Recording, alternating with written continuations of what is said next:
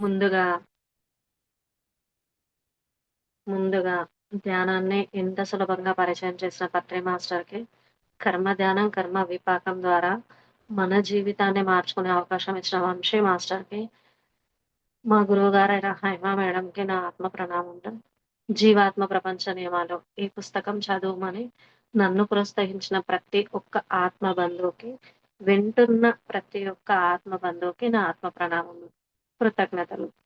గత కొన్ని వారాలుగా చెప్పుకుంటున్నాం గదా! జీవాత్మ ప్రపంచ నియమాలు. ఒక తల్లికి ఇద్దరు కుమారులే ఉంటారు.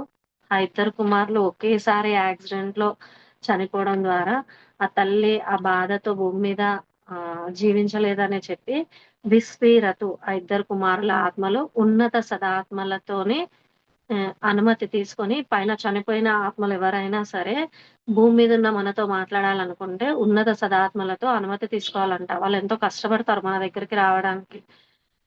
వాళ్ళ కష్టాన్నంతా మనం వృధా జేస్తున్నాం. భౌతిక ప్రపంచాన్ని పట్టించుకొని. కాబట్టి వాళ్ళు మన దగ్గరికొచ్చినప్పుడు వాళ్ళు ఏం సందేశం ఇస్తున్నారని వినడానికి వీలైనంతగా మనం భౌతిక ప్రపంచాన్ని పట్టించుకోవడము అని కాదు. బాధ్యత పట్టించుకోకుండా ఉన్నా కాదు గదా! భూమి మీదకి బాధ్యతలు తీసుకొనొచ్చాం గాబట్టి, మన బాధ్యతలు తీసుకుంటూ వీలైనంత మౌనంలో ఉండి, వీలైనంతగా ధ్యాన సాధనలో ఉంటే, వాళ్ళు మాట్లాడి వాళ్ళిస్తున్న సందేశాలని మనం తీసుకోగలుగుతాం. అట్లా తీసుకున్న సందేశాల పుస్తకమే ఇది. 'జీవాత్మ ప్రపంచ నియమాలు'. అమ్మ అంతరాత్మ ద్వారా సందేశాలను తీసుకొని, ఆ తల్లి భూమి మీద ఎలా జీవిస్తే సంతోషంగా ఉంటాం, ఎలా పైకెళ్ళగలుగుతాం, ఎలా సంతోషంగా ఎప్పుడైనా మనం చనిపోవాల్సిందే గదా! మనం ఎలా వెళ్ళగలుగుతామని రాసిన పుస్తకమే ఇది. చాలా అద్భుతంగా వివరించింది అమ్మ. ఇవి గనక మనం ఈ ఒక్క పుస్తకం గనక మనం జీవితం ఆచరిస్తే, నెక్స్ట్ మనమొచ్చిన పాపాల డబ్బా మనం ఖాళీ చేసుకోవడానికొచ్చాం గదా! కొన్ని ఆత్మలు సార్ అంటారు. కొన్ని ఆత్మలు అనుభవించి తెచ్చుకుంటాయి కర్మలని. కొన్నేమో ఆచరిస్తూ వాటిని ఆగామి కర్మలు చేసుకుంటూ ఉంటాయని. మనం ఆగామి ధ్యాన మార్గంలో ఉన్నాం కాబట్టి, ఆగామి కర్మలని చేసుకోకుండా, మనం తెచ్చుకున్న డబ్బాని ఖాళీ చేసుకుంటూ కొత్తవేవి మనం యాడ్ జేసుకోకుండా ముందుకెళ్ళగలుగుతాం. మన ఆత్మ స్థితిని కూడా ఉన్న స్థితి నుండి ఉన్నత స్థితికి తీసుకొని వెళ్తాం. మనం వెళ్ళేటప్పుడు వచ్చేది మన వెంట అదొక్కటే కదా! అది నాకర్థమైంది. ఈరోజు మనం చెప్పుకునే టాపిక్ ఏంటంటే, ఆత్మలతో సంభాషించడం అంటే మనకెందుకు భయం? మనకివి అనుమానాలున్నాయి. మన అమ్మమ్మలు, తాతమ్మలు జెప్పేవాళ్ళు గదా! చనిపోయిన వాళ్ళ దగ్గరికి చిన్న పిల్లల్ని గూడా తీసుకపోరు. అట్లా అక్కడికెళ్తే నెగెటివ్ ఎనర్జీ ఒస్తదని, వాళ్ళు మనతో వస్తారని, అంటే కొన్ని కోరికలతో చనిపోయిన వాళ్ళు కూడా భూమి మీద అర్త్ సోల్స్‌గా ఉండి, వాళ్ళే మనతో వస్తారని కొన్ని అనుమానాలుంటాయి కదా! అలా అనుమానాలు పెట్టుకోకండి అని ఈరోజు మనకి క్లియర్‌గా చెప్పింది ఈ సబ్జెక్ట్‌లో. మూఢనమ్మకాలు మన జీవితాలపై ఆధిపత్యం చెలాయించిన రోజులు పోయాయట. ఇప్పుడు ప్రస్తుతం ఉన్న చాలా మంది ధ్యానం జేస్తున్నారు గదా! ఇప్పుడు ప్రస్తుతం జెప్తున్నారు వీళ్ళు. పిచ్చివాళ్ళు మాత్రమే ఆత్మలతో మాట్లాడతారని చెప్పే రోజులు గతించాయి.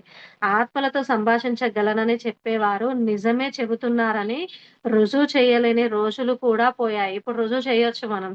ఎందుకంటే ఇంత ఇదిగా చెప్తున్నాం గదా! రుజువు చేయొచ్చు. ఇప్పుడు భూలోకంలో చాలా మంది శాస్త్రవేత్తలు, మానసిక నిపుణులు, పారాసైకాలజిస్టులు ఆత్మలతో సంభాషించడం గురించి విస్తృతమైన పరిశోధనలు చేస్తూ తాము చేసే పని యథార్థమని రుజువు చేయగలుగుతున్నారు అని వీళ్ళు చెప్తున్నారు. ఇప్పుడు ధ్యానాన్ని కరోనా వచ్చినప్పటి నుంచి చాలా మంది ధ్యానాన్ని నమ్ముతున్నారు.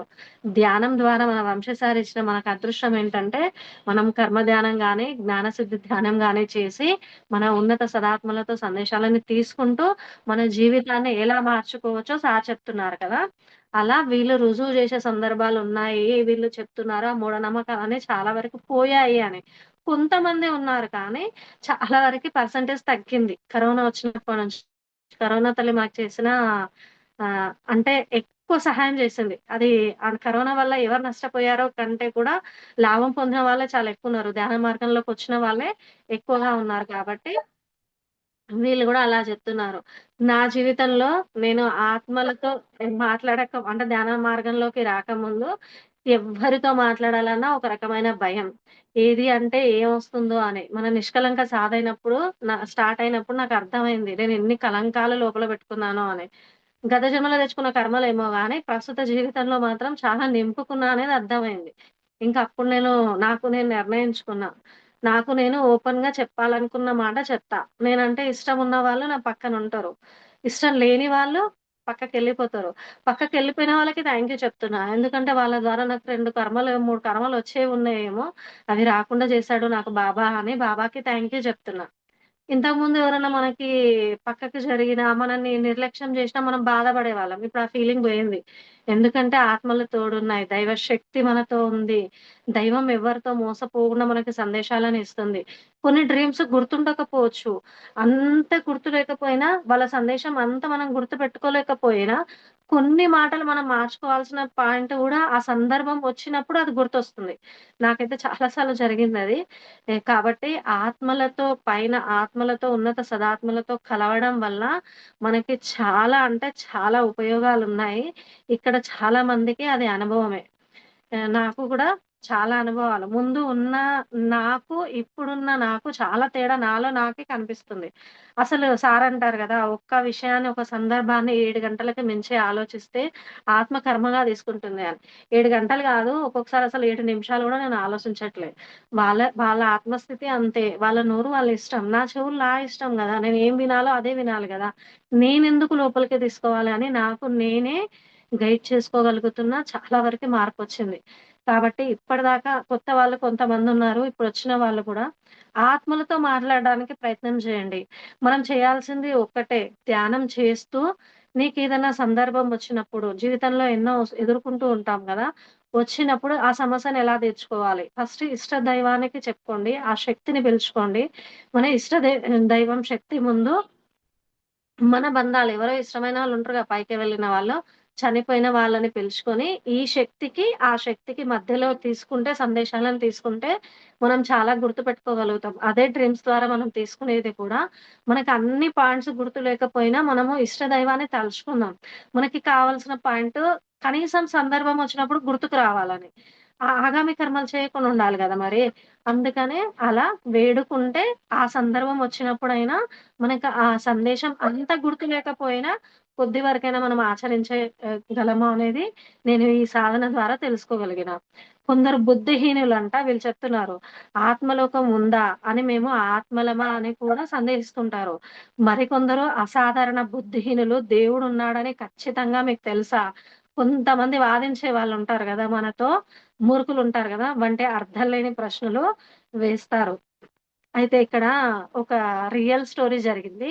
చాగంటి కోటేశ్వరరావు చెప్పారిది. శ్రీశైలంలో మల్లమ్మ అనే విగ్రహం ఉందట. మనం చూడని వాళ్ళుంటే చూద్దాం. నేను చూడలేదు. మల్లమ్మ విగ్రహం. ఆమె జీవితంలో జరిగినదేంటంటే వాళ్ళ తండ్రికి మల్లమ్మ ఆమె తండ్రికి పిల్లలు చాలా కాలం కలగరట. సంతానం కలగదట. కలగకపోతే శివుడు భక్తుడట ఆయన. నాకొక సంతానాన్నివ్వు అని బాగా వేడుకుంటాడట. పిల్లలు కాకపోతే వేడుకుంటాం గదా! ఒకరోజు శివుడే కలలోకొచ్చి, "నా అంశని నీకు పంపిస్తా నీకు బిడ్డగా" అని రాజుకి చెప్తాడట. ఆయనకన్నీ ఉంటాయి రాజభోగాలు. కానీ సంతానం లేకపోతే అది గూడా బాధనే గదా! ఆ బాధ తట్టుకోలేకపోయేసరికి ఆ రాజుకి శివుడొచ్చి చెప్తాడట. ఆ బిడ్డ పుట్టిన మళ్ళీ ఆ బిడ్డ ఆడపిల్ల గదా! ఆ ఆడపిల్ల వివాహం తర్వాత ఏ ఇంటికి ఏ పేదింటికి పోయినా కూడా అది సంపన్న కుటుంబం, ఉన్నత కుటుంబం అవుతది అని చెప్తాడట శివుడు. ఇంకా చాలా సంతోషంగా ఆ రాజు ఫీలయ్యి ఆ అమ్మాయిని చాలా బాగా పెంచుతాడట. పెళ్లి వయసు రాగానే ఏ ఆయనకి మంచి వ్యక్తిని చూసి పెళ్లి చేసేస్తారు. ఆమె వెళ్ళిన తర్వాత వీళ్ళ ఇంట్లో రాజభోగాలొస్తాయి. అంటే అంతకుముందు పేద కుటుంబం ఉన్నా మన శివుడాజ్ఞ గదా! ఒస్తాయి. వచ్చే వరకి కొంతమంది ఈర్ష్య, అసూయ పడే వాళ్ళుంటారు గదా! ఇక్కడున్నారు గదా! దేవుడున్నాడా? నిజంగా అడుగుతారు గదా! మనకి గూడా తెలుసు కదా! ఈ ప్రశ్నలన్నీ.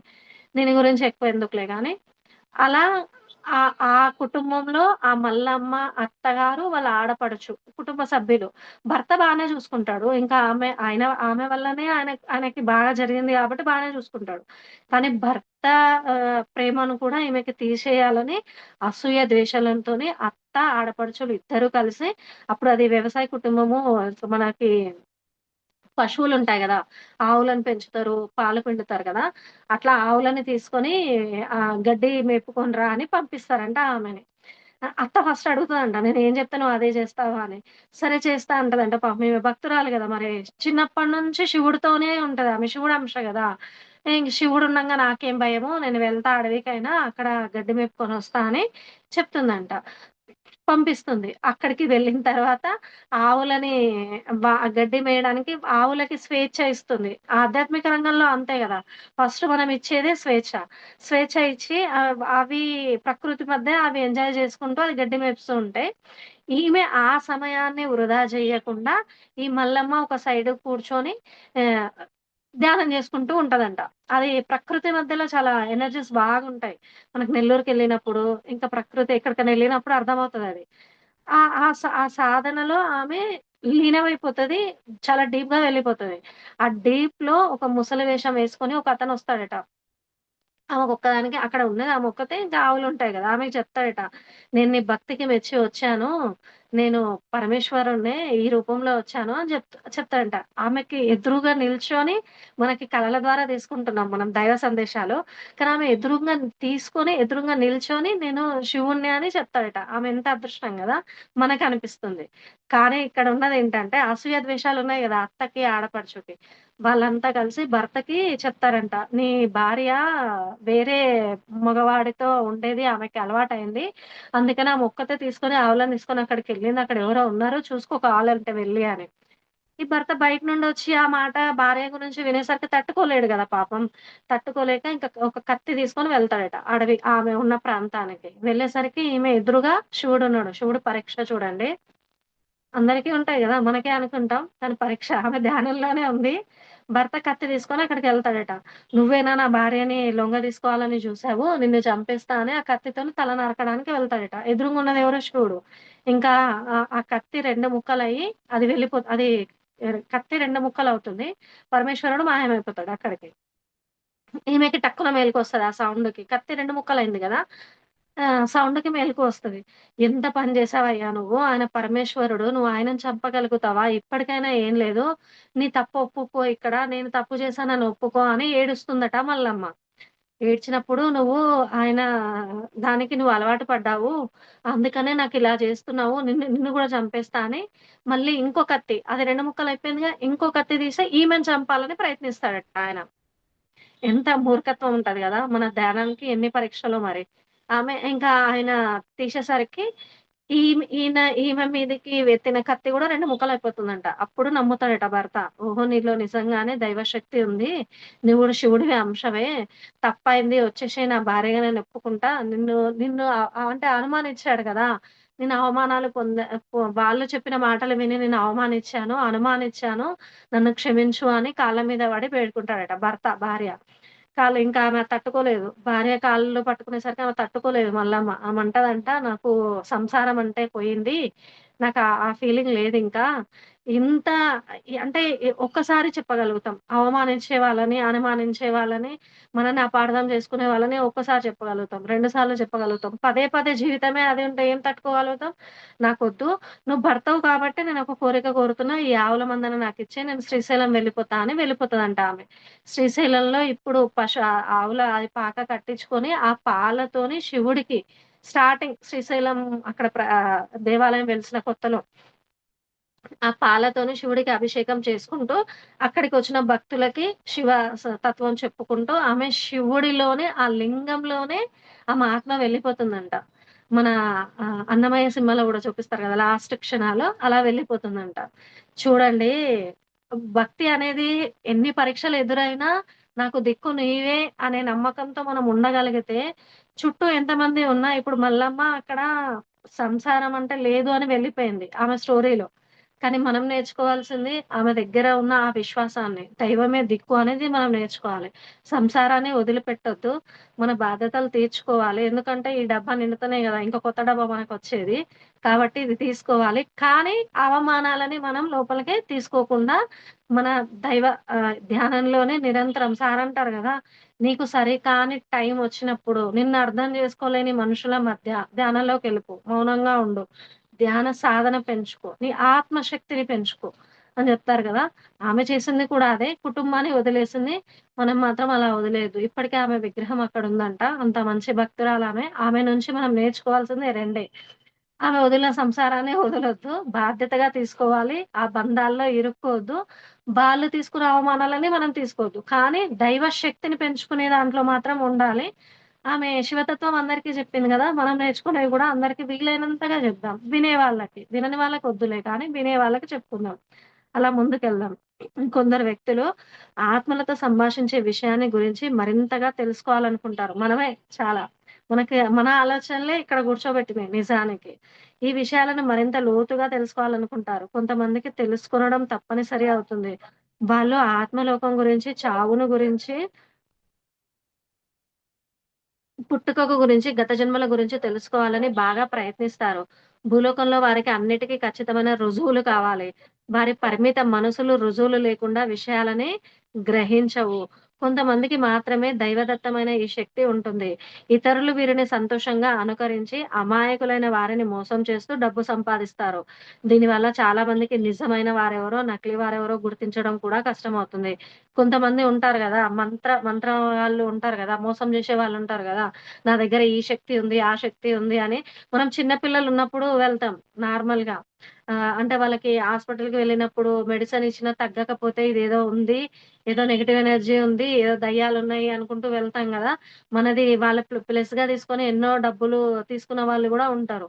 అలాంటి వాళ్ళని చూసి మన వాళ్ళు మనకేమనిపిస్తది ఎవరు నకిలీ వాళ్ళో, ఎవరు నిజమైన వారో మనకు తెలీదు. ఇది ధ్యానంలోకి రాకముందు చాలా మందికి డౌట్స్ ఉంటాయి. మనకి గూడా ఉన్నాయి. నాకు ఉన్నాయి. ధ్యానంలోకొచ్చాక సార్ కూడా అంటారు గదా! నీ గత జన్మ కర్మ నువ్వెప్పుడైతే చూసుకుంటావో అప్పుడే నీకు నిజమైన రియలైజేషన్ నీ లోపల వస్తుంది అని. మనకి రుజువులు కంపల్సరీ గావాలి. భూమి మీద ఉన్నాం గదా మనం. అయితే ఇక్కడ ఒకటి చిన్న స్టోరీ. ఇది గూడా రియల్ స్టోరీ. భార్యాభర్తలిద్దరూ ప్రతిరోజు రుజువులు గావాలి గదా! మనకి. ప్రతిరోజు గొడవ పడుతూ ఉంటారంట. ప్రతిరోజు ప్రతి క్షణం. ఆ గొడవ ఎంత దాకా ఎళ్తుందంటే డైవర్స్ కేస్ దాకా వెళ్తుందది. ఇంక నువ్వు విడిపోదాము అని. ఆ భార్య తట్టుకోలేక శివుడి దగ్గరికెళ్లి బాధ చెప్పుకుంటదంట. శివుడి టెంపుల్‌కి అక్కడికెళ్లి నన్నేం చేయాలి? ఈ శాంతి అయితే లేదు కుటుంబంలో మరెలా అని. అప్పుడు పరమేశ్వరుడు పైన లోకాల మనం గుడికెళ్ళిన సందేశాలను వింటారని చెప్తారు కదా! సార్ గూడా. విని పరమేశ్వరుడు ఏం చేస్తాడు నందికి చెప్తాడట. "నువ్వెళ్ళు వాళ్ళిద్దరిని కలపడానికి" అని. నంది వేరే రూపంలో ఒక సాధువు రూపంలో ఇంటికొస్తాడట ఈ భార్యాభర్తల ఇంటికి. వచ్చి ప్రతి ఇంట్లో తులసి చెట్టు ఉంటది గదా! ఇది భలే అనిపించింది నాకు. ఎంత రుజువులు గావాలి అని. ఆ భార్యాభర్తలని చెప్తాడట. ఈ నంది ఈశ్వరుడు వచ్చాడు గదా! పైనుంచి. వచ్చి ఆయనకి చెప్తాడట ఈ తులసి చెట్టు మీరిద్దరు భార్యాభర్తలు ఎప్పుడైతే గొడవ పడకుండా శాంతితో ఇద్దరు దైవనామ స్మరణ చేసుకుంటూ మీ జీవితాన్ని సాగిస్తారో, ఈ తులసి ఆకులన్నీ బంగారం అయిపోతాయి అని చెప్తాడంట. ఎప్పుడైతే మళ్ళీ మీరు గొడవ పడతారో అప్పుడు ఆ చెట్టు ఎండిపోతుంది అని చెప్తాడట.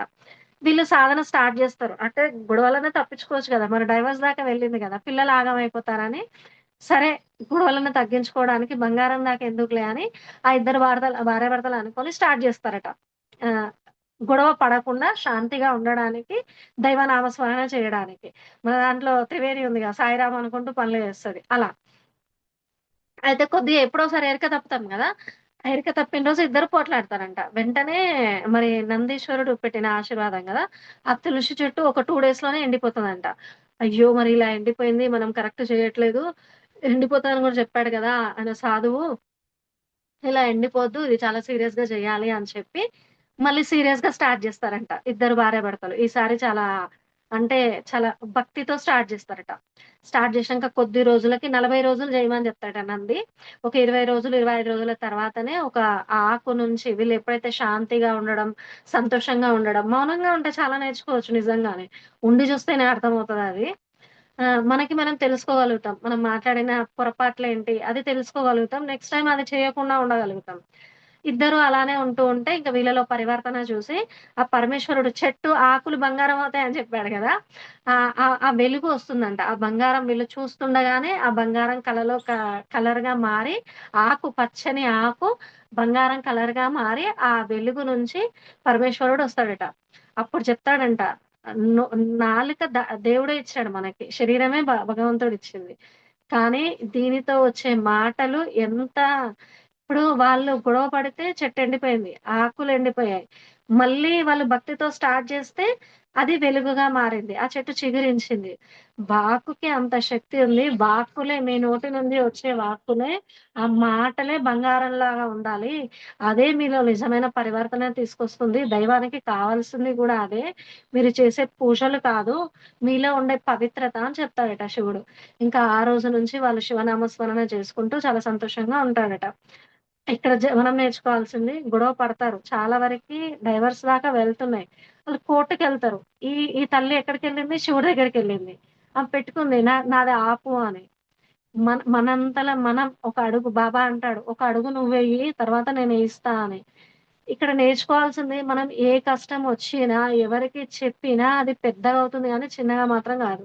ఇది అందరికీ అనుభవాలే. అందుకే వంశీ సార్ అంటాడు, "ఎవ్వరి దగ్గర ప్రేమను అడుక్కోకండి. ఎవరికి మీ సమస్యలు చెప్పుకోకండి. మీరేమైనా ఫీలింగ్స్ ఉంటే మీ ఇష్ట దైవానికి చెప్పుకోండి. ఆయన పరిష్కారాన్ని ఇస్తాడు." శివుడిచ్చాడు గదా! మరి పరిష్కారం. తెలుసు శివుడికి గూడా ఆమె గూడా గొడవ పడుతుందని. గొడవ అనేది ఇద్దరి నుంచి వస్తుంది గదా! ఒక్కరి నుంచి రాదు గదా! అయినా ఆమె చేసిన సరికాని మాటల వల్ల ఇది జరుగుతుంది అని రుజువు ద్వారా చూపిచ్చాడు పరమేశ్వరుడు. మనకి గూడా ఆ రుజువు చేయడానికే నిత్యం మేలుకున్నప్పుడు చుట్టూ ఉన్న బంధాల వల్ల, మాటల వల్ల పరీక్షలేర్పడతాయి. మళ్ళీ పడుకున్న కళ్ళు మూసినా ఒక పరీక్షుంటది. కళ్ళు తెరిషినా ఒక పరీక్షుంటది కదా! మన ఆత్మస్థితి పెరిగే కొద్దీ పరీక్షలు ఎదురవుతూనే ఉంటాయి. ఆ నిమిషం ఎరుక రావాలి అన్నా దైవశక్తి మనతో ఉంది అనే విశ్వాసంతో మనం ఉండగలగాలి. మనం మౌనంగా ఉంటేనే మనం మాట్లాడాలా వద్దా అనేది మనకర్థమవుతది. కొన్నిసార్లు మాట్లాడకుండా యుద్ధం గూడా జేయాల్సొస్తది. అది చేసినప్పుడు గూడా ఎందుకు చేశామో కూడా మళ్ళీ నేను ఇష్టదైవానికే చెప్తా. నేను వాళ్ళని బాధ పెట్టడానికి చేయలేదు. నాకిలా అనిపిచ్చింది. వాళ్ళకర్థం గావాలని జెప్పాను అని గూడా బాబాతోనే చెప్తా. అది వాళ్ళకి చెప్పలేము గదా! వాళ్ళకి జెప్తే అర్థం గాదు గదా! అందుకే బాబాకే జెప్తా. ఆ ఫీలింగ్ గూడా బాబాకే జెప్తా. ఇక్కడ కొందరు లోకాతీత విషయాలను గురించి తెలుసుకోవడం పాపమని, చెడు అని అనుకుంటారని, కానీ ఇలా అనుకోవడం పూర్తిగా అజ్ఞానం. ఆత్మసత్తలు తమ అపరాధాలని, పాపాలని కనుగొంటాయని కొందరు భయపడుతుంటారు. దానితో వారు ఇతరులను నిరుత్సాహపరుస్తారు. చెడ్డవారు ఈ ఆలోచనలని ఇష్టపడరు. వాటిపై కుతూహలం చూపరు. కొందరికి తల్లిదండ్రులో, పూజారులో, ఉపాధ్యాయులో దీనికి వ్యతిరేకంగా బాగా నూరిపోస్తారు. దానితో వారి అంతఃప్రేరణ అణగదొక్కి ఎటువంటి చిక్కులు భరించడానికి కూడా ఒప్పుకోరంట. మన తులసిదాసు రామాయణము చెప్తూ ఉండేవాడు గదా! ఇక్కడ ఎలాంటి వాళ్ళుంటారంటే, ఆ తులసిదాసు కాశీలో చెప్పేవాడట. భక్తులకి రామాయణం గురించి చెప్పేవాడట. అది చెప్తూ ఉంటే అక్కడ కాశీ ప్రదేశానికి ఒక రాజు ఉంటాడు గదా! ఆయన తులసిదాసుని అనేవాడట. "నీకు పని పాట ఏం లేదు. నువ్వు చెడిపోయింది కాక రామ రామ అనుకుంటూ నువ్వు చెడిపోయింది కాక ఇక్కడున్న ఈ భక్తులను గూడా చెడగొడుతున్నావు. నీకేం పని పాట లేదు" అని తులసీదాసుని గూడా తిట్టేవాడట ఆయన. తులసీదాసు మహానుభావుడు గదా మరి. ఆయన దగ్గరికి ఇంటికెళ్ళి, "సరే నువ్వు అందరి ముందు వినడానికి ఇష్టపడతలేవు గదా! రామాయణ శ్లోకాన్ని. నేను నీ ఇంటికొచ్చే రోజు చెప్తాను" అని ప్రతిరోజు వెళ్ళేవాడట. ఇంకా ఆయన ఇంకా చులకన జేసి, "నీకు పని లేదు గాబట్టి నా ఇంటికొస్తున్నావు" అని వెటకారంగా నెలకోసారి రా, 2 నెలలకోసారి రా అని తిప్పించుకునేవాడట. పాపం తులసీదాస్ అనుకునేవాడట, చె కనీసం ఇప్పుడైనా మారతాడేమో! ఈయనలో మార్పొస్తదేమో అని ప్రయత్నించడానికి వెళ్తూ ఉంటాడట. జీవితాన్నన్నా మార్చుకుంటాడేమో! ఆయన డబ్బు వ్యామోహంలో ఉంటాడట. బాగా ఇష్టమట ఆయనకి. ఆ వ్యామోహం నుంచి బయటపడతాడేమో అని చాలా ప్రయత్నం చేస్తాడట తులసీదాసు. ఎంత ప్రయత్నం చేసినా వెటకారంగా ఊరికే ఇగో ఇట్లా మన వాళ్ళు చెప్తున్నారు గదా! చిన్నప్పటి నుంచి ఆ ప్రకృతి మధ్యలో ఉండి కూడా మన అంతరంగం ఏం చెప్తుందో కూడా మనం మర్చిపోతాం. దానికి వాళ్ళది గాదు మిస్టేక్. వినే వాళ్ళదే తప్పు గదా! చెప్పే వాళ్ళకన్నా కూడా. అయితే ఆయన ఊరికే తులసీదాసుని అంటూ ఉన్నాడట. కానీ ఈ తులసీదాసు చాలా సహనంతోని వెళ్ళేవాడు. మళ్ళీ సంవత్సరం రాపో అని వెటకారంగా చాలా దారుణంగా తిడతాడట. సరే ఇంక నీ కర్మ నీ ఇష్టం అని తులసీదాసు వెళ్ళిపోతాడు. ఒక సంవత్సరం తిరిగిన తర్వాత మళ్ళీ అదే రోజు గుర్తుపెట్టుకొని వస్తాడట. వచ్చిన తర్వాత అప్పటికే ఆయన ప్రాణం వదిలిపెడతాడు. ఎట్లా? ఆ డబ్బు వ్యామోహంలో ఆ ఆత్మ చైతన్యం అనేది పైకెళ్తుంది. ఆత్మ చైతన్యం పైకెళ్ళదు. డబ్బులో ఉంటది గదా! ఈ డబ్బంతా మళ్ళీ నేను చనిపోతే, నా డబ్బు వేరే వాళ్ళు సుఖపడతారు. ఇది నేను కష్టపడింది, ఇది నాది, నేను అనే దాంట్లో ఉండిపోయి, అదే ఇంట్లో చిన్న ఆవు పిల్లలాగా కనిపిస్తాడట మన తులసీదాస్‌కి. ఇప్పుడు వింటాడా? అప్పుడు ప్రతిసారి ప్రయత్నం చేస్తాడు. అందుకే బతికి ఉన్నప్పుడే మనం ఇక్కడ ఏదైనా ఆధ్యాత్మిక రంగంలోకి రావాలి. జ్ఞానాన్ని నేర్చుకోవాలి. నేర్చుకున్న దాన్ని ఆచరించాలి అని చెప్తాడు వంశీ సార్ కదా! ఇంకా ఆవుకి తులసీదాస్ మన అప్పుడు గూడా ప్రయత్నం చేశాడు తులసీదాస్. "ఇప్పుడు వింటావా నువ్వు? నేను గత జన్మలో నీకెంత ప్రయత్నం జేసినా అయినా నువ్వు విన్నావా?" అని. ఈయనతో మాట్లాడుతుండగానే ఆయన కొడుకు లోపల నుంచి వస్తాడట. వచ్చి "నువ్వు అసలెందుకొచ్చావంటే, మీ నాన్నకి ఇలా చెప్పాలని ఈరోజు రమ్మన్నారు మీ నాన్న. చెప్పడానికొచ్చాను" అంటాడంట. మా నాన్న చనిపోయి చాలా రోజులవుతుంది. ఇప్పుడు లేరాయన అంటే, తులసీదాస్‌కి తెలుసు కదా! అక్కడున్న ఆవు పిల్ల ఆయననే అని. ఆ! ఈయన చాగంటి కోటేశ్వరరావు అంటాడన్నట్టు. ఏదైనా బ్రతికి ఉన్నప్పుడే మన ఇల్లు దీపం ఉన్నప్పుడే మన ఇల్లు ఇక్కడ ఉన్నప్పుడే మనకి మనము ఉద్ధరించుకోవాలని చెప్తారు గదా! ఈయన గూడా అంటాడన్నట్టు. ఇంకా ఆవులాగా పుట్టిన తర్వాత ఆయన వినగలుగుతాడా? నోటి నుంచి రామ అనే శబ్దం వస్తుందా బయటికి అని చెప్తున్నాడు. కొంతమందికి చావంటే ఎందుకు భయపడతారు? ఈ బతికి ఉండగా ఈ వ్యామోహాలు, ఈ సరికాని ఆలోచనలు, సరికాని సంకల్పాలు పెట్టుకొని ఇదంతా నాది తెలుసు అందరికి. ఒకరోజు చేస్తామని తెలుసు, అన్నీ వదిలిపెడతామని తెలుసు, మనతో వచ్చేది జ్ఞానం అని తెలుసు, అన్నీ తెలుసు. అన్నీ తెలిసినా మనం చేసేది అన్నీ మనవే. ఏది మనదే. సార్ అంటాడు కదా ఒక వీడియోలో మనకి గనక పైన భగవంతుడు మనకి కరుణిస్తే మసిగుడ్డను కూడా వదలమంట. అంత వ్యామోహాలుంటాయి. తెలియకుండానే ఉంటాయవి. ఎన్ని విన్నా ఉంటాయి. చాలా సార్లు నాకు టెస్టులు జరిగాయవి. బంగారం గురించి చాలా టెస్టులు జరిగాయి. అది ఎందుకు భయపడతామంటే నేను, నాది, ఇదంతా నాది, నా కష్టం అని అనుభవించిందంతా ఒక చావు అనే దానితో అన్నీ వదిలేసిపోవాలిక్కడ. ఇదంతా వేరే వాళ్ళు అనుభవిస్తారు సుఖంగా. అది ఆత్మ బాధపడతది. అదే ఆ భయాన్ని మీరు బతికి ఉండగానే తీసుకోమని చెప్తున్నారు. మనకి చావంటే ఎప్పుడు భయం పోతుంది? మన ఆత్మ కొన్ని అనుభవాలను తీసుకోవడానికి వచ్చింది. మన టైం అయిపోగానే పైకెళ్తుంది. మళ్ళీ పైన గూడా నేర్చుకుంటుంది. ఆ జ్ఞానం ఎప్పుడొస్తుంది? ధ్యాన మార్గంలోకొస్తేనే వస్తుంది కదా! అదే బతికి ఉండగానే మనం ఆధ్యాత్మిక రంగంలోకి రావాలి. ఆత్మ జ్ఞానం నేర్చుకోవాలి, ఆచరించాలి. అప్పుడే మనకి భయమనేది పోతుంది. భూలోకంలో పుట్టాక జీవితాన్ని ఎంతగా అనుభవిస్తారంటే, చావంటే భయపడేంతగా అనుభవిస్తామట. కొంతమందికి శరీరం ముసలిదయ్యి కష్టపడుతున్నా భూలోకం విడి రావడం ఇష్టముండదు. ఎందుకంటే భూలోకంలో చనిపోతే ఎక్కడికి చేరుతారో వాళ్ళ హృదయాంతరాలో వాళ్ళకి తెలుసంట. తెలిసిపోతుందది. హృదయంలో అర్థమవుతుంది గదా! వాళ్ళకి చావంటే భయమెందుకంటే, తాము తప్పకుండా అంధకారంలో కింది ఆవరణలో పడిపోతామని తెలుసు గనక ప్రాణాన్ని నిలబెట్టుకోవాలని ప్రయత్నిస్తారట. కానీ ఈ భౌతిక శరీరం పనిచేయడానికి నిరాకరిస్తే ఆత్మ కృషించిపోతున్న తాత్కాలిక భౌతిక నివాసాన్ని తప్పనిసరిగా వదిలిపెట్టాల్సిందే. మీకిష్టమున్నా, లేకపోయినా భూలోకంలో మీరు చనిపోవాల్సిందే. అంటే కొంతమంది కొన్ని ఆత్మ ప్రణాళిక ప్రకారం కొన్ని మంచి పనులు చేస్తాను, నేనిలా జీవిస్తా అని ఆత్మ తల్లి కడుపులో ఉండగానే నిర్ణయించుకుంటది. కానీ బయటికొచ్చాక మనసు మాయ వల్ల ఆ మాయ గూడా శివుడు సృష్టించిందే గదా! ఆ మాయని దాటండ్రా బాబు అని మాయను సృష్టిస్తాడు శివుడు. కానీ మనం మాయను దాటకుండా దాంట్లో చిక్కుకొని కొన్ని ఆగామి కర్మలు చేయడం ద్వారా కింది స్థాయికి వెళ్ళిపోతాం. కానీ మన ఆత్మకి తెలుసు కదా! మనం కిందకి పడిపోయామని. అలా కిందకి పడిపోతాము అని తెలిసి ఆత్మ చావడానికి ఇష్టపడదట. కానీ మనకి ఇష్టం ఉన్నా లేకపోయినా ఒకరోజు చావాల్సిందే అని చెప్తున్నారు. ఇక్కడ ఒకటి ఆత్మలోకంలో జరిగిన సంఘటన అంట ఇది. ఒకసారి విష్ణుమూర్తి, శివుడు ఇద్దరు కైలాసంకి విష్ణుమూర్తి వస్తాడట. ఆయనది గరుత్మంతుడు గదా! వాహనము. ఆయన ఆ వాహనం మీద వస్తాడట. అయితే లోపలికి వెళ్లి వాళ్ళిద్దరు మాట్లాడుకుంటారు. విష్ణుమూర్తి, శివుడు ఇద్దరు మాట్లాడుకుంటూ ఉంటే గరుత్మంతుడు బయట నిల్చొని ప్రకృతిని చూస్తూ ఉంటాడట. ఎంత అందంగా ఉంది కైలాసం అని చూస్తూ ఉంటాడు. ఒక చిన్న చిలుక కనిపిస్తదట చెట్టు మీద. ఆ చిలుకని చూస్తూ ఉండగానే అక్కడికి యముడొస్తాడట. వీళ్ళిద్దరి సంభాషణతోని యముడు గూడా మాట్లాడదామని మీటింగ్ వాళ్ళకిది. పెట్టుకుంటారట వాళ్ళు. యముడు ఆ చిలుకని చాలా వెరైటీగా చూస్తాడట.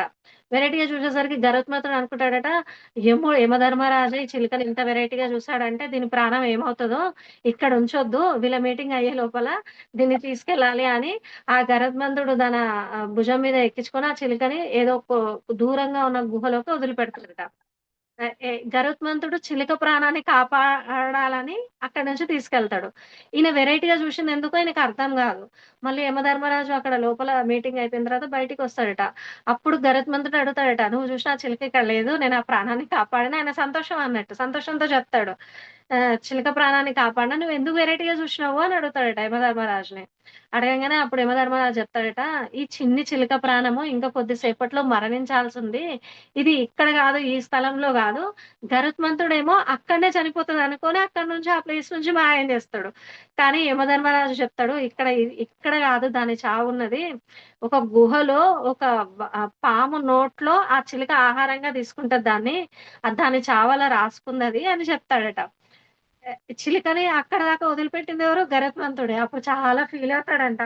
నేనొక ప్రాణాన్ని రక్షించినా అని నేననుకుంటే, నువ్వేంది ఇలా చెప్తున్నావు అని ఇంకా చాలా ఫీల్ అయితదంట. ఆ గరుత్మంతుడు మళ్ళీ ఆ గుహలోకి వెళ్లి చూసేసరికి ఆ పాము నోట్లో చిలుక ఉంటదట. అంటే మనకి అప్పుడు యమధర్మరాజు చెప్తాడట, "ఇది ఆత్మ ప్రణాళిక. మేము ఎవరిని చంపాలని అనుకోము." యమధర్మరాజు ఇచ్చిన సందేశం ఇది. ఎవరిని చంపాలని అనుకోము. మీరు భూమి మీదకొచ్చేటప్పుడే ఇలా, ఇలా ఉండాలి అని రాసుకుంటారు. మీ ఆత్మ ప్రణాళిక అది. మీరు మార్చుకోగలిగితే మీలో వచ్చిన పరివర్తనకి మేము దాన్ని పొడిగించగలుగుతాం, తగ్గించగలుగుతాం. పొడిగించగలుగుతాం అని యమధర్మరాజు చెప్తాడట. మన ఆత్మ ప్రణాళిక. ఇప్పుడు 'నందా' సార్ కూడా అంతే గదా! ఆయనకి మాస్టర్స్ వచ్చి అంటారంట, "నువ్వు ఇంత మంచి కార్యక్రమంలో ఉన్నాం." ఆయన హెల్త్ బాలేనప్పుడు అడుగుతారట. వాళ్ళ భార్య గూడా అడుగుతుందంట, "మాస్టర్స్‌కి నాకు ఇవ్వండి. నా భర్తకి ఇవ్వండి జీవితం" అని. అడిగితే అప్పుడు 'నందా' సార్ చెప్తారంట, "నాకొద్దు. నేను ఈ శరీరాన్ని ఇంత నరకప్రాయంగా నేను ఉండలేనిక్కడ. నాకిప్పటికే మీరు చాలా సార్లు చేశారు. నన్ను తీసుకెళ్ళండి" అని ఆత్మ ప్రణాళిక. మన ఆత్మ.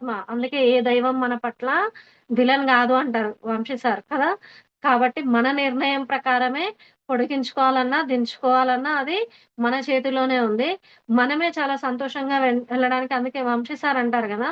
ఇక్కడ ఆహ్, చాలా వరకి స్వీట్ మెమోరీస్ తయారు చేసుకోండి. అయిపోయింది భూమి మీద టైము వెళ్ళిపోండి. ఆ స్వీట్ మెమోరీస్‌తోని లాస్ట్ క్షణాల్లో. ఇవి ఉంటాయి. ఈ నెగెటివ్ మనం తెచ్చుకున్నవే గాబట్టి ఉంటాయి. వాటితో బ్రతకొద్దు, ఆ జ్ఞాపకాలతో ఉండొద్దు అని. ఇది కూడా బతికుండగానే మనం అలవాటు జేసుకోవాల్సిన విషయం. మనము చావు వచ్చింది. ఒక్క క్షణం వస్తదది. అబ్బా! అయిపోయింది వెళ్ళిపోవాలి. వెళ్ళిపోయిన తర్వాత మళ్ళా అక్కడ చేసే పని కూడా ఇక్కడే మనము నిర్ణయించుకోవచ్చు. అలా గూడా చెప్తున్నారు కదా సారు. మన దాంట్లో చాలా మందికి గూడా ధ్యానం చేపిచ్చినట్టు, అక్కడ హాస్టల్ సర్వీస్ చేసినట్టు డ్రీమ్స్ వచ్చాయి గదా! అక్కడ అది గూడా మనం నిర్ణయించుకోవచ్చు. ఇక్కడుండగానే. మన ఇక్కడనే భూమి ఒక పాఠశాల అని చెప్తారు గదా! భూలోకంలో చాలా మందికి మృత్యు అంటే భయంకరమైంది అనే అభిప్రాయము చాలా బలంగా నాటుకుపోయింది. వాళ్ళకి మృత్యు అనే పదం అంటేనే భయం. పుట్టుకొస్తది చాలా మందికిది. వాళ్ళలో ఈ భయం పోగొట్టడం అసాధ్యం. వాళ్ళు భూలోకంలోనే ఎక్కువ కాలం బతకాలనుకుంటారు. అటువంటి సదాత్మలు భూలోకాన్ని విడిచి వాళ్ళ టైం అయిపోగానే వెళ్తారు గదా! ఆత్మలోకంలోకి ఉన్నత ప్రదేశాలకి వచ్చినప్పుడు 5, 6, 7 ఆవరణలోని అందం, అక్కడున్న ప్రకృతి, అక్కడున్న అక్కడున్ అక్కడ ఉన్న ప్రకృతి సామరస్యం, ప్రేమలని, ఆ అందాన్ని, ఆ ప్రకృతి మధ్యలో ఉన్న అందాన్ని చూసి ఆశ్చర్యపోతారట. తామంతగా భయపడినందుకు చింతిస్తారట వాళ్ళు. అంటే మనము ఇక్కడ మనకి తెలీదు గదా! ఏం జరుగుతుంది అనేది ఇక్కడ తెలీదు. కానీ అక్కడ తెలుస్తుంది గదా! ఇక్కడ మనం మనసు మాయ చేసే వల్ల ఇక్కడ ఆత్మలోకంలో ఇక్కడ భూమి మీద మనం ఆత్మలోకం ఎలా ఉంటుందో మనం మర్చిపోగలుగుతున్నాం. డ్రీమ్స్ ద్వారా కొన్ని చూసుకోగలుగుతున్నాం కానీ మర్చిపోతున్నాం. అక్కడుండే అందాలని చూస్తే ఇంక మనం ఎందుకు భయపడ్డామా చావంటే అనుకుంటారట. అందుకే మనకు సారిచ్చిన అదృష్టం ఏందంటే ఆత్మలోకం ఇలా ఉంటుంది. అక్కడ గూడా మనం సంతోషంగా జీవించగలుగుతామని మన ఆత్మస్థితిని పెంచుకోగలిగితే కూడా ఈ చావంటే ఈ భయాన్ని తీసుకోగలుగుతాం. మళ్ళీ ప్రాణం వదిలేటప్పుడు కూడా మన ఆత్మస్థితిని బట్టి మన ఆలోచనలే మనకి ఇప్పుడు బతికున్నన్నాళ్ళు కుళ్ళు, కుతంత్రాలు, కల్మషాలు, ఎదుటి మీద అసూయ, ద్వేషాలతోని జీవిస్తారు చాలామంది. మన చుట్టూ ఉంటారు గదా వీళ్ళు. వాళ్ళ స్థితిని బట్టి వాళ్ళుంటారు. వాళ్ళు ఎప్పుడైతే మనసు పక్కకి జరిగిందో వాళ్ళ హృదయం మేలుకొని, అయ్యో! నేనిలా చేశాను మరి భగవంతుడు నన్ను స్వీకరిస్తాడా లేదా అని ఆ ఆలోచనలతోనే ఆ 1, 2, 3 ఆవరణలకి వెళ్ళిపోతారు. వాళ్ళ ఆలోచనలే వాళ్ళ నరకాన్ని సృష్టిస్తాయి. ఇక్కడ స్వర్గం, నరకం అంటూ ఏమీ లేదు. మనమేం ఆలోచిస్తాం? మనం చాలా స్వీట్ మెమోరీస్‌లో ఉంటాం గదా! మన ఆలోచన ఈ టైం అయిపోయింది. మనం వెళ్తున్నాం ఆత్మలోకానికి. ఇక్కడికి వెళ్తున్నాం అనేది మన ఆలోచనలు పాజిటివ్‌గా ఉండడం వల్ల ఈ 5, 6, 7 మనం ఎక్కడి నుంచి వచ్చామో దానికంటే ఒక మెట్టు ఎక్కే అవకాశం గూడా ఉంది. ఎప్పుడుంది? మన ఆత్మస్థితిని పెంచుకున్నప్పుడు ఉంది. అందుకనే బతికి ఉండగానే మనం దీన్ని ఈజీగా తీసుకోవడానికి ప్రయత్నం చేస్తూ ఉండాలి. ఆత్మహత్య మహాపాపం అని విస్పీరత గూడా చెప్తున్నారు. ఆత్మలోకం ఇచ్చిన సందేశాలు గదా ఇవి. మృత్యుకి భయపడొద్దు. అదే సమయంలో మృత్యు ఆసన్నమయ్యే లోపుగా దాని గురించి ఆలోచించొద్దు. దేవుడు మాత్రమే మీరు ఆత్మలోకానికి ఎప్పుడు రావాలో నిర్ణయించగలుగుతాడు. ఆత్మహత్య చేసుకోవడం ఆధ్యాత్మికంగా చాలా తప్పు. వీళ్ళు గూడా చెప్పేదదే. భూలోకంలో పునర్జన్మించే అవకాశాన్ని దేవుడు మనకి ఇచ్చాడు. ఆత్మహత్య చేసుకోనడం ద్వారా ఆయనకి వ్యతిరేకంగా చేస్తున్నట్టు కదా! అంటే ఆత్మహత్య మహాపాపం గదా! సార్ గూడా చెప్పారిది. ఆత్మహత్య చేసుకుంటే కింది ఆవరణలో పడిపోతారు. ఇది మీరు ఎన్నడూ ఇష్టపడరని మా నమ్మకం. ఎన్నడూ ఆత్మహత్య చేసుకోకొనడానికి ప్రయత్నించొద్దు. ప్రతి మనిషికి జీవితంలో 4 సార్లు అనిపిస్తుందట చనిపోవాలని. కానీ రేపు జస్తా అనుకోవాలి. వంశీ సార్ చెప్తారు గదా! చాలా సార్లు. రేపు చస్తా అనుకోవాలి. అప్పటి వరకు ఆలోచన ఎళ్ళిపోతుంది అని. ఆత్మహత్య మహాపాపం. ఆత్మహత్య చేసుకుంటే కింది ఆవరణలో పడిపోతారు. ఇది మీరు ఎన్నడూ ఇష్టపడరని మా నమ్మకం. ఎన్నడూ ఆత్మహత్య చేసుకొనడానికి ప్రయత్నించొద్దు.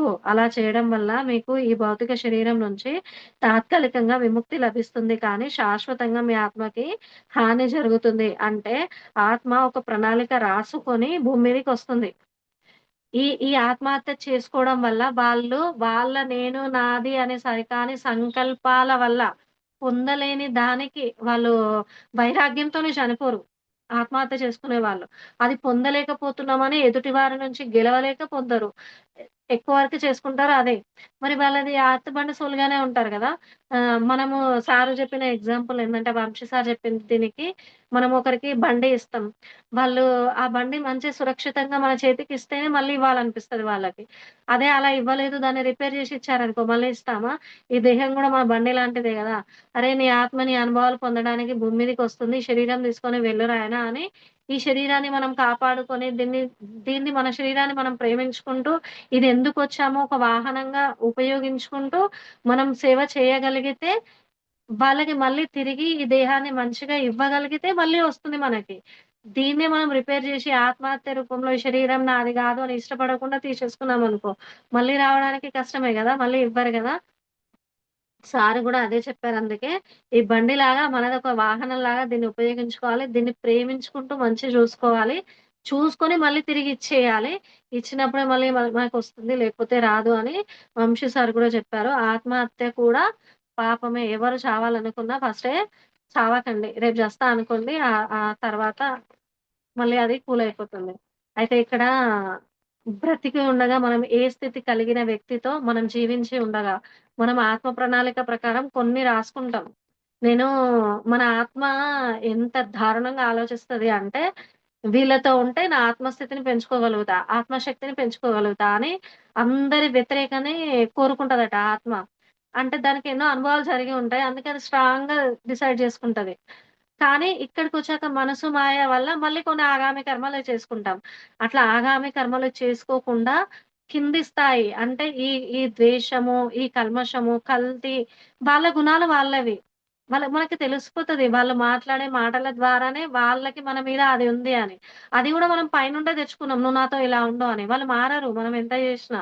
ఎందుకంటే మనమే రాసిచ్చాం గదా! నువ్వు ఇట్లా ఉండు అని. వాళ్ళతో మనం ఫ్రెండ్‌షిప్ చేయడం ద్వారా వాళ్ళ స్థాయికి దిగజారిపోతాము. సాధన కాదిక్కడ. మనం ఎరుకతో ఎంత జీవించి ఉంటామనేదే ముఖ్యం. ఆ ఎరుకతో జీవించడానికి మనం స్నేహం చేయవలసిన వాళ్ళ దగ్గర చాలా జాగ్రత్తగా ఉండాలి. ఎప్పుడైతే ఆ అసూయ, ద్వేషంతో స్నేహం చేసి వాళ్ళతో మన సహవాసం చేస్తే వాళ్ళలాగా కింది స్థాయికి పడిపోయే ప్రమాదం ఉంది. మన స్నేహం ఎలా ఉండాలి అంటే మనకంటే ఉన్నత స్థితి ఉన్న వాళ్ళతోనే ఉండాలి. మనకేదన్నా వచ్చింది సార్ గూడా అంటాడు గదా! మీకేదన్నా బాధలొచ్చినప్పుడు మీకంటే ఉన్న స్థితి ఉన్న వాళ్ళకే చెప్పుకోవచ్చు అని. వాళ్ళు తగిన నిర్ణయం ఇస్తారు. తగిన సందేశం ఇస్తారు. మనం ఇప్పుడు ఏదైనా బాధొచ్చినప్పుడు హేమ మేడంకి టక్కున ఫోన్ చేసినామనుకో, "అరే! ఇది గాదురా ఇది" ఆ నిమిషం బాధనిపిస్తది. కానీ తర్వాత దాన్ని ఆచరిస్తే దాని ఫలితం చాలా బావుంటది. మనకంటే ఉన్నత స్థితి ఉన్న వాళ్ళతోనే చేస్తే మన ఆత్మ ఉన్న స్థితి నుండి ఉన్నత స్థితికి మనం తీసుకురాగలుగుతాం. లేదు మనం ఆత్మ ప్రణాళిక ప్రకారం శత్రువులతో స్నేహం చేస్తే వాళ్ళలాగా కిందకి పడిపోతాం. ఎలా జీవించాలి అనేది మన చేతిలోనే ఉంది. అయితే లాస్ట్‌కి మరణించేటప్పుడు కొంతమంది మలమూత్రాలు వదిలేస్తారు గదా! చివరి క్షణాల్లో. ఇది షార్ట్‌కట్‌లో చెప్పుకుందాం. నాకంత లేదు. జస్ట్ కొద్దిగా చెప్పుకుందాం. మన చావు గురించి భయమొచ్చింది గాబట్టి చెప్తున్నా. ఈ మలమూత్రాలు వదిలితే మూలాధార చక్రం ఇది నీచమైన చావు అంట. సార్ చెప్పిన విషయమే ఇది. నీచమైన చావు. అంటే మలమూత్రాలను వదులుకుంటూ మన ప్రాణం వదిలితే మన నిర్ణయాలు అంత దారుణంగా ఉంటాయి. అది లేకుండా మనం చూసుకోవాలి అంటే ఇది కూడా జీవించి ఉండగానే ఇది నాకు శాశ్వతం కాదు అనేది నేర్చుకుంటూ ఉండాలి. కొంతమంది ఆత్మ నోట్లో నుంచి వెళ్ళిపోతుందట. ఇది కొంచెం బెటర్. ఇది విశుద్ధ చక్రం నుండి సోల్ వెళ్ళిపోతుంది. ఎలా పుట్టామనేది కాదు. ఎలా సచ్చామనేదే ముఖ్యం మనకి. ఎందుకంటే మనం ఉన్నది ధ్యాన మార్గంలో, ఆధ్యాత్మిక మార్గంలో. కొంతమందికి ముక్కుతో చెవిలో నుండి ఆత్మ వెళ్ళిపోతుందట. ఇది అనాహత చక్రం. ఈ విశుద్ధ చక్రం, అనాహత చక్రం అనేది కొంచెమైనా బెటర్. ఆ నీచమైన చావు కంటే ఇది కొంచెం బెటర్ అట. కానీ కొంతమంది కళ్ళలో నుంచి వెళ్ళిపోతుందట. ఇది ఆజ్ఞా చక్రమట. దీనిలో కొంచెం ఉండాలి. మనం ఉంటున్నాంలే. మనకు తెలుస్తుంది. అంటే కొన్ని సందర్భాలొచ్చినప్పుడు ఎవరైనా చనిపోయినప్పుడు గూడా నేను ఆలోచిస్తాను. నేను గూడా ఓ రోజు ఇట్లానే ఉంటా గదా! అని ఆలోచించగలుగుతా. ఇది కొంచెం బెటర్. కానీ మనది లాస్ట్ నిర్ణయం ఏంటంటే సమాధి స్థితి. అంటే ఇక్కడ సహస్ర చక్రం. మన కపాలం నుంచి మన ఆత్మ అది పగలగొట్టుకొని బయటికి రావాలట. అట్లా వచ్చిన వాళ్ళదే సమాధి జేస్తారట. అంటే వాళ్ళది వాళ్ళ దగ్గరికొచ్చి ఆ సమాధుల దగ్గరికొచ్చి మనల్ని గూడా ధ్యానం జేయమంటారు కదా! ఆ స్టేజ్‌కి మనం ఎదగాలి. అంటే మన ఆత్మ కమలం నుంచి అదే, అదే పగలగొట్టుకొని బయటికి రావాలట. ఇలా బ్రతకాలంట. ఇలా బ్రతకాలంటే మనం ఎంత ఎరుకతో ఉండాలి, ఎంత ఆగామి కర్మలు చేసుకోకుండా ఉండాలి, ఎవరిని అంటించుకోకుండా ఉండాలి అంటే, మనం ఎంత ఆచరించాలి అనేది దీన్ని బట్టి నేర్చుకోవాలి. మన టార్గెట్ అదే. ఆ కపాలం నుంచి బయటికి రావడమే మన టార్గెట్. హ్మ్. ఆ ఆత్మని లాస్ట్‌కి ఏది బంధిస్తుంది అంటే, మన ఎమోషన్స్. ప్రతి బంధం నాది. బిడ్డలు నా వాళ్ళు, నా భర్త నా వాడు, నా భార్య నా ఇవన్నీ ఉండడం వల్ల అది విడిచిపోకుండా ఆత్మ బంధిస్తుంది. వాళ్ళ నుంచి వచ్చే అవమానాలు మనం ఎమోషన్స్‌గా ఫీల్ అవుతాం గదా! బాగా. ఇవన్నీ కూడా ఈ అటాచ్‌మెంట్‌లో ఉండడం వల్ల మన ఆత్మ అక్కడికి వెళ్ళకుండా ఎన్ని విన్నా గూడా బంధిస్తుంది. దాన్ని బంధించకుండా మనం చేసుకోవాలి అంటే వీళ్ళు ప్రతి వాళ్ళు సార్ అంటాడు గదా! నేనొక ఆత్మని, నా చుట్టూ ఉన్న వాళ్ళు ఆత్మలే. ఇది చాలా బావుంది. ఆచరిస్తే సూపర్‌గుంది. నాకైతే చాలా అంటే చాలా ఎరుక వస్తుంది ప్రతి విషయంలో. నా బిడ్డ అనుకుంటే నాకు బాధొస్తది. లేదు వాడొక ఆత్మ. వాడు భూమి మీదకి ఏ అనుభవం తీసుకొనొచ్చాడో, నేనెవరిని వాడిని మార్చడానికి. వాడిని ఒక ఆత్మగా, నన్ను నేను ఆత్మగా తీసుకుంటే బాధ్యతగా చేయాల్సిన పనులు చేస్తున్నా. కానీ బంధంలో మాత్రం ఇరుక్కుంటలేను. ఇది డిటాచ్‌మెంట్‌లో జీవించగలిగితే మన ఆత్మ ఏ ఎమోషన్స్‌తోని బంధించలేదు. భయం గూడా రాదు. వీళ్ళు చెప్పినట్టు మనకి భయం గూడా రాకుండా హాయిగా చచ్చిపోగలుగుతాం. నెక్స్ట్ ప్రతి ఒక్కరి చావు కూడా సార్ చెప్పిన పాయింట్ ఇది గూడా 6 నెలల ముందే తెలుస్తుంది. మనం తెలుసుకోలేని స్థితిలో ఉన్నా కూడా మన పక్కనున్న ఇప్పుడు ఎవరికో మన దాంట్లో గూడా ధ్యానం చేసే వాళ్ళకి కూడా మనకి హెల్త్ బాలేనట్టు వస్తాయి డ్రీమ్స్ అట్లా. వచ్చినప్పుడు సార్ చెప్పమంటారు. అంటే మనం అది రిసీవ్ చేసుకోలేం కాబట్టి మన ఎవరైతే మన గురించి రిసీవ్ చేసుకోగలుగుతారో వాళ్ళకి సందేశాన్ని ఇస్తారు మాస్టర్స్. 6 నెలల ముందే తెలిసిపోతుంది. ఇది అప్పుడు ఆ టైంలో మనం నిర్ణయించుకోవాలి. నేనింకా భూమి మీద ఉండాలా? నా టైం అయిపోయిందని నాకర్థమైంది. నేను ఉండాలా? ఉంటే ఏం జేయాలి? అంటే నేనేం జేయగలుగుతానో గూడా మళ్ళీ విశ్వానికివ్వాలి గదా! అది గూడా ఇవ్వాలి. లేదు వెళ్ళిపోతా అంటే హాయిగా వెళ్ళిపోవాలి. అటాచ్‌మెంట్‌లో లేకుండా, దయ్యాలు గాకుండా, అరటిపండు సోలు గాకుండా హాయిగా వెళ్ళిపోవాలి. అలా వెళ్ళిపోవడానికి, నిర్ణయం తీసుకోవడానికి కూడా 6 నెలల టైం ఇస్తారు. మాస్టర్స్‌కి ఎంత దయ ఉందో మన మీద. మనం ఎన్ని ముదనష్టపు పనులు జేసినా 6 నెలల ముందే సందేశాన్ని ఇస్తున్నారు అంటే, దీంట్లో గూడా మన మీద దయ ఉంది అనే మనం అర్థం జేసుకోవాలి కదా! అది వాళ్ళకి తెలుస్తుంది. ఆ నిర్ణయం వచ్చినప్పుడే చేయాలి. సార్ ఏం జెప్పారంటే, ధ్యానంలో కూర్చొని నేను ఈ బాధ్యతలన్నీ పూర్తి చేసుకుంటా. నేనొచ్చిన ఇదంతా చేసుకుంటా. ధ్యానం మధ్యలో కూర్చొని శూన్య స్థితిలో సంకల్పం పెట్టుకోవాలంట. నేను ఇంకొద్ది రోజులుంటా. ఏం చేస్తా? అది గూడా నిర్ణయించుకోవాలి గదా! అది శూన్య స్థితిలో నిర్ణయించుకోవాలి. నెక్స్ట్ చనిపోయాక మనతో వచ్చేది పాపం, పుణ్యం. ఇది మనకు తెలిసిందే. కానీ వంశీ సార్ కర్మచక్రంలో ఏం జెప్తారంటే, పాపం చేయడం వల్ల, సరికాని పనులు చేయడం వల్ల ఒక జన్మ తీసుకోవాల్సొస్తది. లేదా సరైన పనులు చేస్తాం సేవ ద్వారా అది అని. అది నేనే చేస్తున్నాను. మళ్ళీ దాంట్లో గూడా నేను నాది ఉంటది కదా! అది చేయడం వల్ల కూడా ఒక జన్మొస్తది. మనకి పుణ్యమొద్దు, పాపమొద్దు. ఏ పని చేస్తున్నా నువ్వు భౌతికంగా చెయ్యి, ఆధ్యాత్మికంగా జెయ్యి. ఎక్కడ జెయ్యి. కానీ మనతో చేయించేదెవరు? దైవశక్తి మనల్ని నడిపిస్తుంది. ఇది దైవం ఇచ్చిన పని అని చేసుకోగలిగితే మనం పుణ్యం గాకుండా, పాపం కాకుండా, మళ్ళీ జన్మ దాని కోసం తీసుకోకుండా, అది అనుభవించడానికి తీసుకోకుండా సత్కర్మల రూపంలో చేయగలుగుతాం. వెళ్ళేటప్పుడు మళ్ళీ ఇది కూడా సార్ చెప్పిన పాయింటే. ఆఖరి క్షణంలో శ్రీకృష్ణుడు చెప్తాడు గదా! "నువ్వు ఎలాగైనా బతుకు. కానీ అది లోపల ఒక్కడంటే ద్వేషం, క్షమించే గుణం లేకుండా ఉండడం. సింపుల్‌గా చెప్పాలంటే. ఆ క్షమాతత్వాన్ని నేర్చుకోకుండా ఉండడం వల్ల మనం ఉన్న స్థితి నుండి కిందికి పడిపోతాం. అది ఈజీ చాలా. మన ఆలోచనలే మన నరకాన్ని సృష్టిస్తాయి గదా! అలా. కాబట్టి జీవించి ఉండగానే ఎవ్వరి మీద ద్వేషం గాని, అసూయ గాని మనసుంది కాబట్టి ఏదో రకంగా వెలుగుతూ ఉంటది. మన మనసు గూడా పాపం అది పడిపోవడానికి చూడదు గదా! అది మనని కాపాడేది గూడా అదే. అంటే మనలో ఆ ఆలోచన ఉంది అని తెలిపేది గూడా మనసే. కాబట్టి మనసుకెప్పుడు కూడా బుజ్జగించాలంటారు సార్. దానికెప్పుడు కృతజ్ఞతగానే ఉండాలి. మనలో లోపాలని చూపిచ్చేది కూడా అదే గదా! అది మార్చుకోవాలని చెప్పేది కూడా అదే గదా! కాబట్టి మనలో ఏది లేకుండా క్షమాతత్వాన్ని గనక చేయగలిగితే ఈ కర్మ చక్రం నుంచి మనం బయటపడగలుగుతాం.